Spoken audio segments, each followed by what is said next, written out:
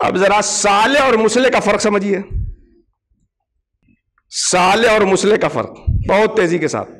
اکثر الناس یحبون الرجل الصالح ویکرہون مصلحا. عام طور پہ لوگ صالح کو تو پسند کرتے ہیں مگر مصلح کو ناپسند کرتے ہیں.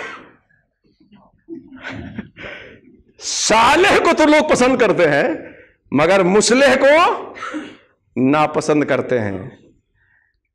اور اس کے اوپر تجربہ ہے. احب اہل مکہ محمد قبل البعثۃ لانہ صالح. اہل مکہ رسول اللہ سے محبت کرتے رہے کیونکہ صالح تھے بعثت سے پہلے تک، اعلان نبوت سے پہلے تک. ولیکن لما بعثہ اللہ تعالی وصار مصلحا، اور جب اللہ نے یہ ذمہ داری دی کہ اب بلائیے سب کو، اب صرف غار حرا میں چھپ کر کے من تھوڑا دیدم تو برا دیدم یہ کرنے سے کام نہیں چلے گا، اب بلائیے. آج اب مصطفیٰ بلا رہے ہیں تو کیا ہوا؟ قالوا ساحر کذاب مجنون، کیا کیا نہ کہا. اور کہنے تک ہی نہیں، ایک بڑھیا، جس بڑھیا کی کھانسی کو اس کے گھر کے لوگ برداشت نہ کرے، وہ اپنے پورے گھر کا کچرا رسول اللہ کے جسم میں ڈال دے. مستشرقین اعتراض کرتے ہیں کہ مولانا صاحب جب آپ کے نبی اس راستے سے جاتے تھے اور بڑھیا کچرا ڈالی، ایک دن ڈال دی، دوسرے دن نہیں ڈال دی، چلے گئے، اس دن بھی ڈال دی، تیسرے دن ڈال دی. ارے اس کے بعد تو آپ کے نبی کو چاہیے تھا کہ راستہ چینج کر لیتے. جب اس راستے سے جانے سے بڑھیا ڈیلی کچرا ڈال رہی ہے تو کیا ضرورت ہے اسی راستے سے جائیں اور کچرا ڈلوائے. میں ایسے ذہن رکھنے والے کو بتانا چاہتا ہوں کہ محمد رسول اللہ روئے زمین پر اپنا راستہ بدلنے نہیں آئے تھے، بگڑی ہوئی انسانیت کا راستہ بدلنے آئے تھے. مصطفیٰ راستہ بدل دیتے تو بھٹکی انسانیت کو راستہ دکھانے والا کون ہوتا. لیکن دیکھیے بلانے کے بعد کیا کرنا پڑا.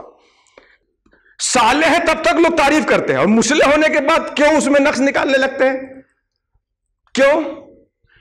حضور داعیہ اسلام نے بڑی پیاری بات کل کی مجلس میں، یہ طیب میاں صاحب ہیں ابھی سامنے بیٹھے ہیں، ہم سب کے مخدوم، جن کی کتاب کی تلخیص کی رونمائی ہو رہی ہے فوائد سعدیہ کی، حضرت شیخ سعد الدین خیرآبادی رحمۃ اللہ تعالی علیہ. حضرت وہاں کے خانوادے ہیں، وہاں سے تعلق رکھتے ہیں، صاحبزادے. حضرت نے پوچھا کہ تم کس کس سے آج کل پڑھ رہے ہو؟ تو انہوں نے کہا کہ حضرت مولانا ضیاء الرحمن سے، آپ قاری دلشاد صاحب سے. تو حضرت نے پوچھا کہ ان میں کوئی تربیت تمہاری کرتا ہے؟ انہوں نے کہا کہ جی دونوں تو کرتے ہیں. تو کہا کیسے دونوں کرتے ہیں؟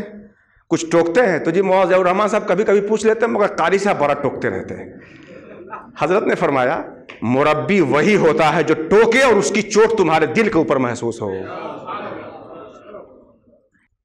جب آپ مصلح ہوں گے انسانیت کے لیے تو انسانیت میں جو کمی ہے اس پہ آگاہ کریں گے آپ اس کو.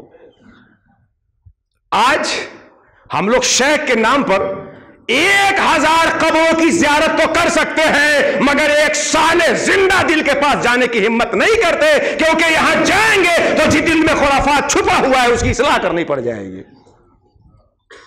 صاحب حیات کے پاس جا کے کیوں تربیت نہیں لے رہے؟ یہاں تو فتویٰ لگائیں گے دور ہی سے. صالح اور مصلح کا ایک تیسرا فرق سمجھیے. علماء کہتے ہیں کہ جو صالح ہوتے ہوئے اصلاح کی کوشش کرے، ایسا ایک شخص پورے روئے زمین پہ بھرے ہوئے 70,000 صرف صالح سے بہتر ہے. کیونکہ صالح صرف اپنی فکر کرتا ہے اور مصلح پوری انسانیت کی فکر کرتا ہے.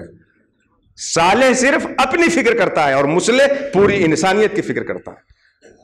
قرآن شریف کی ایک آیت دیکھیے، سورہ ہود کی 117 نمبر آیت، ما کان ربک لیہلک القری بظلم واہلھا مصلحون. اللہ کسی بستی والے کو کسی ظلم سے تب تک ہلاک نہیں کرے گا کہ وہاں کے لوگ مصلح بنے رہے. اللہ کسی بستی والے کو کسی ظلم کی بنیاد پر تب تک ہلاک نہیں کرے گا جب تک وہاں مصلح ہو، یعنی اس کمی سے آگاہ کرنے والے، اس کی اصلاح کرنے والے ہو، تب تک اللہ اس بستی والے کو ہلاک نہیں کرے گا. یہاں یہ نہیں کہا کہ جب تک صالح ہو، بلکہ یہ کہا گیا جب تک مصلح ہو تب تک اللہ اس بستی پہ عذاب نہیں لائے گا.